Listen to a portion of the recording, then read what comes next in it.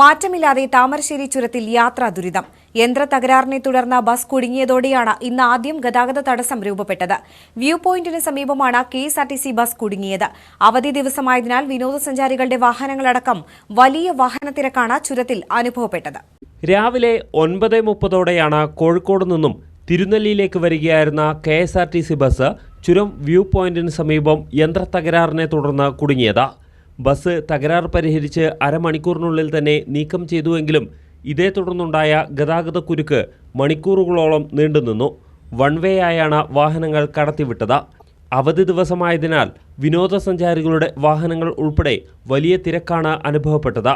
അമ്പലവയലിൽ നടക്കുന്ന പൂപ്പൊലി കാണാൻ വിവിധ ജില്ലകളിൽ നിന്നുള്ള ആളുകൾ എത്തുന്നതും തിരക്ക് വർദ്ധിപ്പിച്ചു. ഗതാഗത തടസ്സം ആവർത്തിക്കുമ്പോഴും പ്രശ്നപരിഹാരത്തിന് ഒരു നടപടിയും ഉണ്ടാകുന്നില്ല. നേരത്തെ പ്രഖ്യാപിച്ച ഗതാഗത നിയന്ത്രണം ശക്തമായി നടപ്പിലാക്കാത്തതാണ് കുരുക്ക് ആവർത്തിക്കുന്നതിന് കാരണമെന്ന് യാത്രക്കാർ പറയുന്നു. 8ാം വളവ് മുതൽ ചിപ്പിലിത്തോട് വരെയാണ് ഇന്ന് കൂടുതൽ ഗതാഗത കുരുക്ക് അനുഭവപ്പെട്ടത്. News bureau, Kalpetta.